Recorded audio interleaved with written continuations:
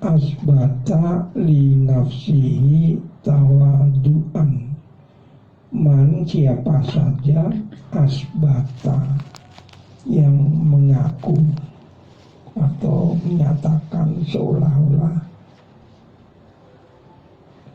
asbata li nafsihi, orang yang mengaku bahwa dia merasa bisa mencapai suatu tingkatan tertentu. Di sini tingkatan yang dimaksudkan adalah tawaduan. Man asbata li nafsihi tawaduan. Siapapun orangnya yang merasa bisa mengatakan saya sudah tawadu, saya sudah rendah diri, saya sudah sopan santun. Ini orang yang koyo gitu perlu dicermati kata-katanya. Masalahnya tawadu itu bukan dari kita. Aku sudah tawadu, lihat saudara-saudara sekalian, aku sekarang sudah tawadu. Bukan begitu. Tawadu itu dinilai daripada yang menilai bukan kita. Kita mengerjakan dengan sungguh-sungguh. Kok kemudian kita itu tahu-tahu mengaku sudah bisa tawadu, kita proklamasi, saudara sekalian saya tawadu. Ini boleh dikatakan orang yang begitu itu, wah, sombongnya luar biasa, takaburnya gede banget, merasa bisa tawadu. Itu berarti dia itu sombong sekali. Bukan tawadu yang didapat karena dia merasa dirinya telah mencapai tingkatan itu. Yang mengatakan itu adalah dirinya sendiri, bukan orang yang lain-lain. Kalau orang lain yang mengatakan, ya kemungkinan tawadu. Tetapi kalau kita mengaku sok tawadu, itu sikapnya pura-pura, kelihatannya itu nanti yang terjadi adalah hal yang pura-pura, seolah-olah bisa tawadu. Nah, man asbata li nafsihi tawaduan, siapapun orangnya yang menyatakan kepada dirinya sendiri akan tawaduan kepada tawadu, sifat rendah diri. Wah, saya nggak sombong loh. Nah gitu, saya menasihati Anda, ini bukan karena saya sombong, ngomongnya begitu, begitu kira-kira. Itu kadang-kadang itu yang terjadi adalah kebalikannya, begitu. Bi'an tawado'an bi'an khotoro bibalihi anahu mutawadiun. Dia itu merasa di dalam hatinya bahwa dia adalah telah tawadu. Ya, seolah-olah merasakan begitu itu. Fahuwa al-mutakabbiru haqqan. Ini kata Ibnu Athaillah, kalau ada orang mengatakan begitu itu didengar, ya dengerin aja. Tapi mesti kata tawadu atau bukan atau tidak, dilihat perbuatannya nanti. Kan ada waktu yang lama dalam kehidupannya itu. Fahuwa al-mutakabbiru haqqan, orang yang mengaku bahwa saya sudah berlaku sopan santun dan sebagainya, itu adalah fahuwa al-mutakabbir haqqan. Itu sebenarnya adalah orang yang benar-benar sombong. Il laisa mutawadi'u ay laisa isbatuhu nasi'an illa ansuhu di rif'atin kana yastahiquha wa innahu tunazilu anda ila madunaha. Il laisa isbatuhu, karena apa? Karena sebenarnya tidaklah pengakuan tadi itu sebenarnya hanya tumbuh muncul. Dia mengaku itu adalah karena dari adanya ilaan suhudi rifatin. Dia itu merasa, coba tolong perhatikan, aku tawadu Ketahuilah saudara-saudara, aku tawadhu sebetulnya dalam artinya apa? Itu salah dalam artinya itu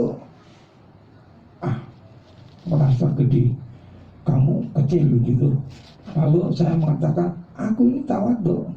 Nah, terus berpura-pura seperti apa yang dia perbuat itu. Ya itu kan namanya kan takabur itu. Jadi akhirnya ya kita bisa mendeteksi itu semuanya. Karena apa? Pengakuan rasa tersebut itu tidak mungkin kalau tidak berasal dari dia menyaksikan ada sesuatu kelebihan. Dalam hati kecilnya itu ada sesuatu seolah-olah itu tinggi. Akhirnya dia bisa mengatakan aku telah bisa mencapai tawadhu itu. Tetapi dalam kenyataannya yang ada apa? Yang ada itu contoh, mohon maaf saja. Ini ada yang ngaji di sini, yang di depan, ada yang di belakang. Kemungkinan yang terjadi orang yang di belakang. Yang di belakang itu ngajinya di belakang sendiri. Tetapi bukan berarti nih aku tawadhu, aku telah tawadhu karena aku tidak milih di tempat di depan, aku cukup di belakang saja. Ya, mengakunya saya tidak mencari tempat di depan karena aku sopan santun. Ini perkataan itu adalah kadang-kadang di dalam hatinya umumnya orang itu akan terjadi sesuatu. Andaikan dia keluar katanya, ya sepertinya aku kan yang di depan, orang aku hebat.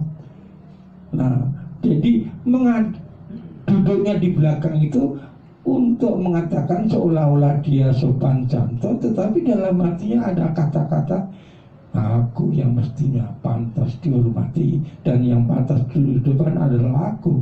Ini adalah ada suatu rasa pengakuan kepada hal yang melebihi daripada orang lain. Jadi seolah-olah dia lebih tinggi. Biar tidak duduk di depan, hanya duduk di belakang. Tetapi waktu duduk di belakang itu seolah-olah dia ada sesuatu hal yang dia menganggap dirinya itu lebih utama dari yang lain. Dalam hatinya muncul mungkin kali-kali aku duduk di belakang ini karena menghormati kamu.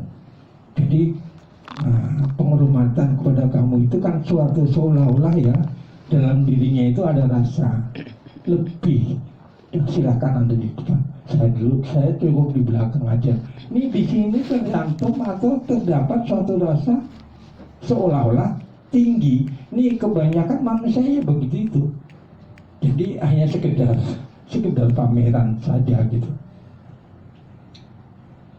Ila an syuhudi rif'atin kana yastahikuha wa innahu tunazilu anha ila madunaha.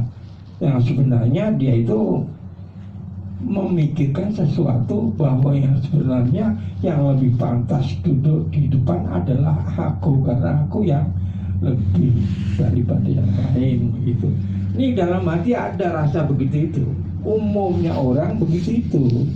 Biarpun nyatanya duduk di belakang. Jadi mungkin pengakuan tawaduknya dengan duduk di belakang itu namanya kesombongan yang luar biasa. Karena apa? Karena dia mengaku bahwa akulah yang berhak duduk di depan. Nah, yang pandai kan yang hebat ya cuman aku gitu. Fi dimni famata asbata li nafsika rif'atan. Suatu Anda mengatakan tawadhu, duduk di belakang, tetapi Anda menetapkan di dalam diri Anda suatu hal yang lebih. Fi nafsi isbati tawadhu'i, sewaktu Anda memilih duduk di belakang, itu seolah-olah di dalam dirinya itu akulah yang penting begitu. Fa'anta al-mutakabbiru hakon, maka di sini kedudukan Anda bukannya tawadhu, itu hanya suatu kesombongan aja seolah-olah karena Anda mengatakan diri Anda menghormati kepada orang yang lain. Waliyan tafi angka al-mutakabiru illa biwujudi diati hakikatan. Tidak akan hilang rasa takabur tadi dari diri Anda illa biwujudi diati hakikatan, kecuali kalau Anda benar-benar duduk di belakang memang merasakan, tidak kemudian aku sombong, aku yang berhak duduk di depan, tidak ada rasa begitu. Dia memang duduk di belakang dengan benar-benar pengakuan, saya tidak berani duduk di depan. Karena apa? Saya itu tidak pantas begitu. Jadi ya di sini aja saya. Nah kalau begitu dia tidak menganggap seolah-olah lebih tinggi daripada orang yang lain.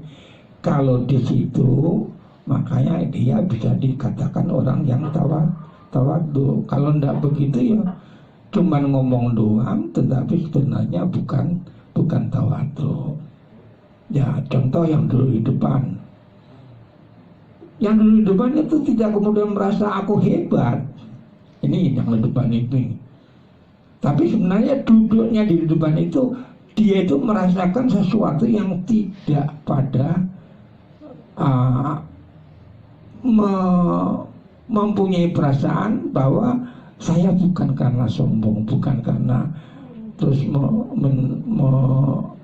menjadikan atau menghormati orang lain. Memang saya sudah tidak memikirkan itu semuanya. Jadi duduknya di depan itu bukan karena rasa sombong. Yang tadi duduk di belakang karena rasa sombong, mestinya saya yang berada di depan. Tetapi Anda yang duduk di depan bukan karena kesombongan. Jadi ya memang seharusnya begitu. Kan seperti itulah yang dibutuhkan pada hakikat yang sebenarnya. Ila biwujudid di'ati hakikatan bi alla taro li nafsika martabatan walakimatan. Anda duduk di depan itu tidak merasa lebih hebat dan tidak merasa lebih berharga, dan karena ya memang begitu gitu, tanpa rasa embel-embel. Cuma kola laisa al-mutawadi'u alladhi idza tawadu'a ay fa'ala af'alal mutawadi'in bi an jalasa fi asfalil majlis. Ibnu Athaillah mengatakan laisa al-mutawadi' bukanlah orang yang disebut tawadu' idza tawadu'a, artinya waktu dia mengerjakan pekerjaan sopan santun, waktu dia mengerjakan pekerjaan-pekerjaan yang kelihatannya itu orang-orang yang tawadhu. Contohnya duduk bi anjalasa fi asfalil majlis, di belakang majlis. Masalan ro'a annahu fauqa ma sona'a, dia tidak punya rasa-rasa dalam dirinya ada sesuatu yang lebih, tidak ada rasa itu. Ai annahu yastahiqu al-julusa fi sadril majlisi, ataupun ada seorang yang duduk di depan, yang duduk di belakang, ya tidak ada rasa aku menghormati kepada orang lain, bahwa sebenarnya yang berat dulu di depan adalah aku. Itu tawadhunya bohong-bohongan. Ataupun duduk di depan tetapi dalam hatinya tidak ada rasa-rasa yang seperti itu. Annahu yastahiqu al-julusa fi sadril majlisi, ataupun seseorang yang duduk di depan. Walakinil mutawadi'u man huwaladzi idza tawaddu'a, yang dimaksudkan orang yang bisa tawadhu. Walakinil tawaddu'u huwaladzi idza tawaddu'a, yaitu seseorang yang sewaktu dia mengerjakan pekerjaan-pekerjaan yang kelihatannya itu pekerjaan-pekerjaan tawadhu, bi anjalasa qoriban min sadril majlisi masalah. Contohnya dia duduk di depan majlis. Contohnya ro'a annahu duna masuna'ah, dia di depan itu merasa dirinya duna masuna'ah. Sebetulnya saya dulu di depan ini bukan saya kemudian mempunyai kelebihan, tidak begitu. Jadi tidak ada rasa-rasa ada kelebihan atau yang lain-lainnya. Nah, orang yang kalau sudah bisa begitu itu apa adanya kan, tidak ada rasa seolah-olah lebih hebat daripada yang lain. Bi'an jalasa qoriban min sadril majlis masalan ro'a annahu duna masona'a, dalam dirinya dia itu menyaksikan bahwa sebenarnya yang jelas, sebenarnya yang betul-betul ada pada dirinya, saya ini tidak pantas untuk duduk di depan. Nah, karena saya belum waktunya, tapi karena terpaksa ya urutannya begitu, ya saya duduk di depan tanpa ada embel-embel saya yang lebih hebat daripada orang lain, ataupun duduk di belakang, aku duduk di depan karena aku memberikan kesempatan yang lain, tetapi sebenarnya akulah yang duduk di depan itu yang benar. Bukan begitu itu namanya bukan tawadhu, itu namanya adalah sombong. Ro'a annahu duna ma sona'a, bahwa dia merasakan pekerjaan-pekerjaan yang di depan itu sebenarnya adalah tidak pantas untuk dirinya. Wa annahu yastahiqu ayat jilisa fi asfalil majlisi masalan, ataupun dia duduk di belakang, ya memang bukan karena saya sebenarnya yang berat di depan, tidak ada pikiran seperti itu. Jadi duduk di belakang ya memang karena kondisi saya tidak memungkinkan untuk duduk di depan, bukan kemudian karena saya duduk di belakang untuk seolah-olah saya memberikan penghormatan kepada lain, tetapi sebenarnya salah. Sayalah yang berhak untuk duduk di depan, bukan begitu itu. Ini umumnya mengatakan, umumnya kenyataannya manusia itu adalah seperti itu. Umumnya manusia adalah seperti itu. Yang kita bisa melihat ya kelihatan di majelis taklim itu akan kelihatan itu bagaimana sikap orang-orang yang duduk di tempat-tempat yang mulia, tetapi waktu duduk di tempat mulia itu dia tidak menyombongkan dirinya, ataupun duduk di tempat yang di belakang, tetapi bukan karena untuk memberikan kesempatan orang lain, yang sebenarnya dialah yang berhak untuk mendapatkan duduk di depan. Wal hasilu anal mutawadi'ah, hasilnya, kesimpulannya, bahwasanya orang yang tawadhu hakikatan di dalam kenyataan yang benar, bukan hanya pura-pura ya, walali la yusbitu at-tawadhu'a li nafsihi, yaitu orang yang tidak mengatakan dirinya bahwa saya bisa tawadhu. Jadi bukan karena dia mengatakan dirinya tawadhu, karena pengakuannya diri sendiri itu kadang-kadang iklan atau proklamasi dari orang bersangkutan bahwa dirinya tawadhu. Pernyataan yang seperti itu kadang-kadang hanyalah isapan jempol atau hanya sekedar pura-pura saja gitu.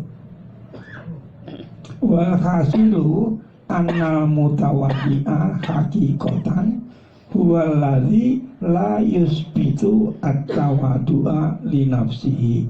Orang yang tawadhu itu adalah orang yang tidak pernah menyatakan dia tawadhu, tidak pernah mengatakan aku tawadhu. Nah, dapat gelar tawadhu dari mana? Dari orang lain akan menilai bahwa perbuatan dia adalah yang sebenarnya, kira-kira begitu. Jadi akhirnya tidak bermaksud untuk pura-pura. Walladzi la yusbitu at-tawadu'a li nafsihi li annahu yusaidu min di'ati qadrihi, karena dia menyaksikan benar-benar bahwa dia itu adalah orang yang sangat rendah derajatnya atau tidak punya kemampuan apa-apa. Jadi dia mengakui untuk berlaku pura-pura itu tidak berani, karena dia mengakui saya memang benar-benar tidak bisa apa-apa. Li'annahu yusaidu min di'ati qadrihi wa humuli dzikrihi wa dzillatihi wa muhanatihi ma yamna'uhu min dzalika. Dia mengakui kalau saya mengatakan begini begitu itu namanya pengakuan. Tetapi kalau benar-benar dia merasakan tidak punya hak dari situ, tentu perasaannya yang mengatakan dengan kenyataan yang sebenarnya, itulah pernyataan yang bisa mengantarkan dia menjadi tawadhu. Nah, orang yang mengatakan seolah-olah aku tawadhu, ternyata yang ada adalah sekedar hanya imitasi saja, itu namanya orang yang takabur.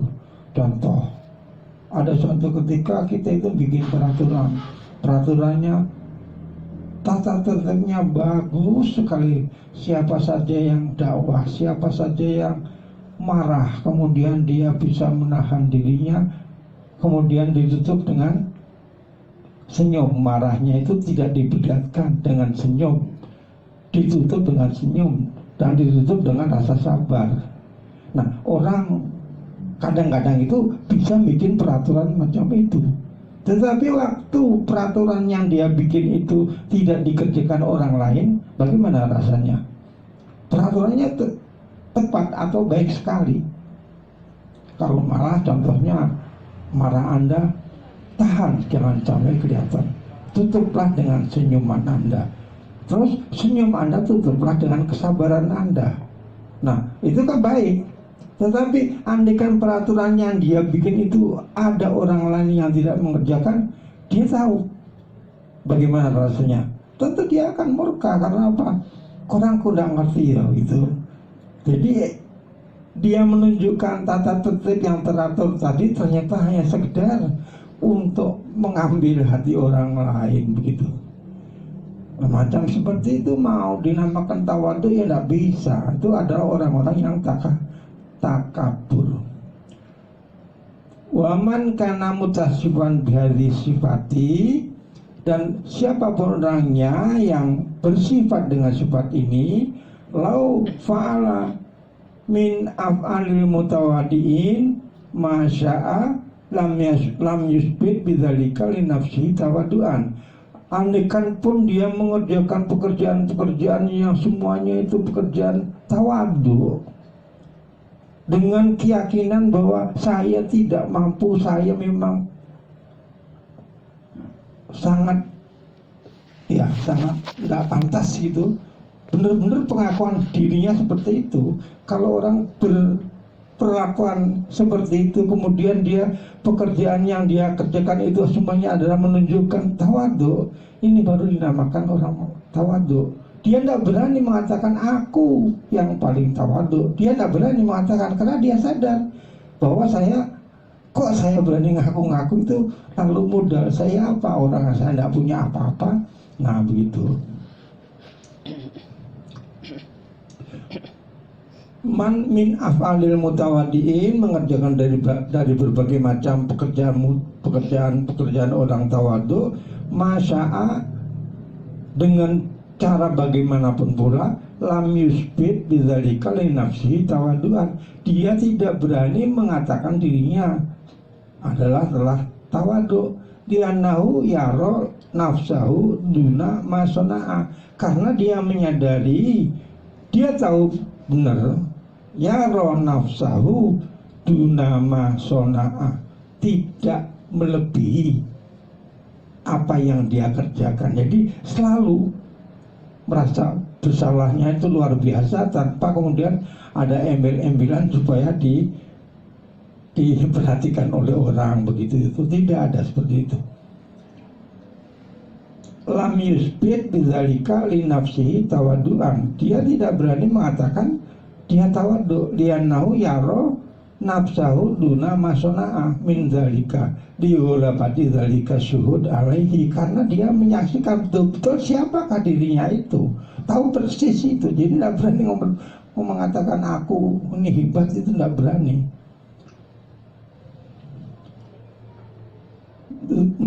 Liulapati dzalika syuhud alaihi fa in asbatahu li nafsihi wa ra'a nafsahu ma fauqa ma sana'a mimma yaqtadi wujuda siwatil mutawaddi lahu bizamihi fahuwa mutakabbirun. Tetapi kalau orang-orang mengerjakan sesuatu tetapi kemudian dia mempunyai sesuatu, mengerjakan pekerjaan tawadhu, tetapi dalam hati kecilnya itu ada rasa-rasa yang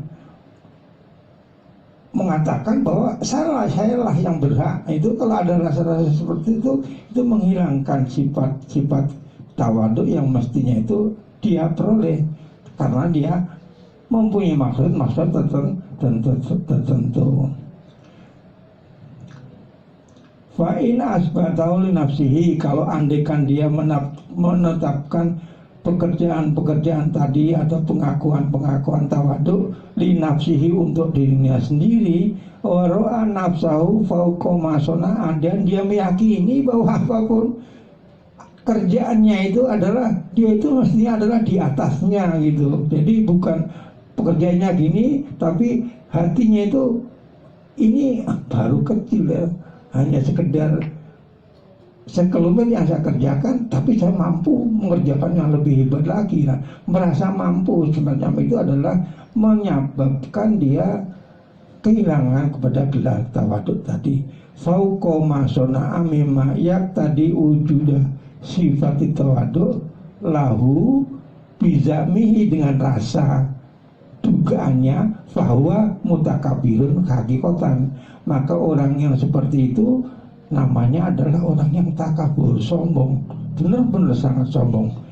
Walidha qala Asyibli,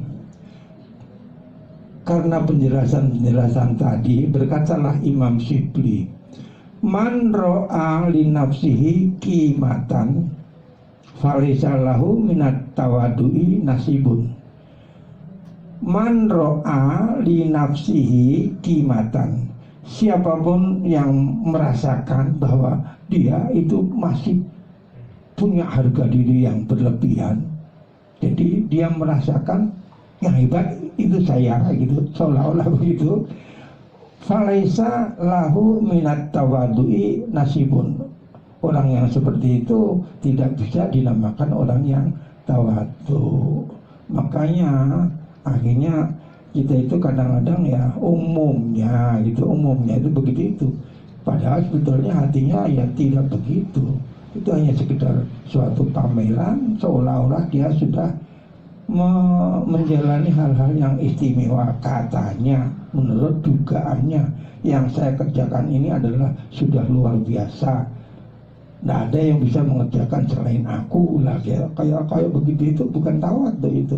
Itu namanya adalah bukan tawadhu. Artinya dia masih menilai bahwa dirinya itu lebih berharga daripada orang-orang yang lainnya. Itu kata Imam Syibli. Nah, mudah-mudahan dari penjelasan ini kita tuh akan berpikir, apakah kita itu seperti itu waktu pengajian katakanlah, ataupun gini, sholatnya di shop awal. Padahal di shop awal itu kalau haknya apa adanya, sholat di shop awal itu adalah hebat. Tetapi kalau kemudian kita sholat di shop awal dengan rasa aku supaya gini, aku supaya begitu, itu sholatnya di saf awal tidak ada artinya. Ya lebih-lebih bahkan para wali itu kalau ditanya mengapa anda sholat di belakang, jawaban mereka, saya malu, saya tidak berani ketemu Allah, sedangkan diri saya masih kayak begini padahal dia wali gitu. Saya malu sholat di saf awal. Karena apa? Karena saya merasa saya itu belum pantas untuk bertemu Allah dalam kedudukan di saf awal. Tapi kadang-kadang kan orang-orang carinya saf awal, pahalanya gede, tapi isinya nggak tahu itu. Kadang-kadang ya ada sesuatu maksud yang tertentu. Makanya ya bukan sekedar hanya perbuatan, yang diperhatikan adalah bagaimanakah sesungguhnya rasa di dalam hatinya. Bisakah dia menempatkan pada keadaan yang sebenarnya, atau hanya sekedar supaya diaku atau mengaku bahwa aku memberikan kesempatan kepada orang lain, tapi sebenarnya aku yang berhak di situ lah. Kayak begitu itu tidak dinamakan orang yang tawadhu. Nah, mudah-mudahan ini sekelumit, baru sedikit sekali, tetapi dengan cara begitu akhirnya kita nanti bisa menempatkan diri kita pada tempat yang semestinya, tidak kemudian hanya sekedar keinginan-keinginan yang akhirnya keinginan tersebut menjadikan kita malah tidak punya arti sama sekali, tidak berarti sama sekali dalam kehidupan kita. Jadi bukan hanya sekedar perbuatan saja. Sholat di saf awal cakep, tapi kalau memang ngerti apa ngertinya, ya ngerti ya bahwa tidak ada maksud-maksud untuk seperti yang saya katakan tadi. Nah, mudah-mudahan kita sholat di saf awal dengan hati yang bersih. Nah, itu nanti akan menjadi orang yang bersih juga. Tapi kadang-kadang wali-wali itu kalau ditanya mengapa anda sholatnya, saya tahu anda itu wali. Bagaimana saya tahu kalau anda wali? Karena menurut pengamatan orang-orang itu memang luar biasa. Tapi waktu dilihat sholatnya kok selalu di belakang. Waktu ditanya itu, iya saya tidak berani sholat di depan di saf awal karena kondisi saya itu merasa kalau saya sholat di awal sendiri saya masih belepotan, jadi tidak berani untuk sholat di saf awal. Ini bukan kemudian supaya diakui orang yang baik, bukan, tetapi karena dia memang betul-betul biarpun kedudukannya sudah waliullah tinggi sekali, tapi dia merasa ketinggiannya itu tidak ada artinya apa-apa kalau dibandingkan dengan kehebatan Allah Subhanahu wa Ta'ala. Bukan kemudian dia seolah-olah memberikan penghormatan kepada orang lain untuk kesempatan-kesempatan tertentu. Nah, mudah-mudahan apa yang saya sampaikan, biarpun baru sedikit, nanti dari yang seperti itu kita itu akan bisa menempatkan diri kita. Nah, itu nanti akan bersambung, akan terus menyusul segala macam perbuatannya. Datang kelihatan dengan teratur, tetapi suatu ketika ada perbuatan-perbuatan yang tidak menunjukkan bahwa keteraturan waktu datang itu hanya sekedar pura-pura. Karena apa? Karena orang tahu di tempat-tempat lain sama sekali tidak seperti itu. Nah, kalau seperti itu yang dikerjakan kan tidak ada maknanya. Sementara hal yang seperti itu banyak sekali kita lakukan dengan tidak sadar. Kita selalu melaksanakan seolah-olah seperti itu. Nah, mudah-mudahan kita akan mendapatkan pemahaman yang lebih baik lagi, sehingga akhirnya apapun yang kita kerjakan itu semuanya adalah mendapat ridho dari Allah Subhanahu wa Ta'ala. Dengan keridhaan dari Allah wa Rasulihi tadi, itu adalah suatu senjata. Rahmat, ridho itu adalah rahmat dari Allah yang diberikan kepada kita, tentunya lewat Rasulullah. Kalau diridhoi Allah itu mesti lewatnya jalur yang benar gitu. bukan kemudian tanpa sebab atau bukan kemudian adanya pura-pura, sama sekali bukan. Itu cuma diberikan karena memang keadaan yang seharusnya adalah memang begitu, bukan karena berpura-pura. Banyak sekali kejadian yang macam itu. Ya tadi seperti yang saya contohkan.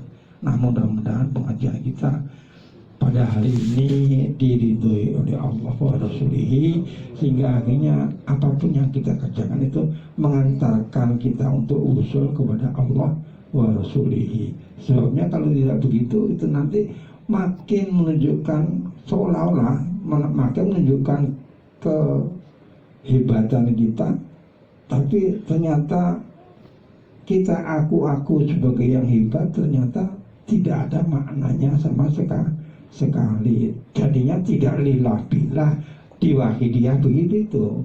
Jadi lillah billah itu memang ya gampang-gampang sulit.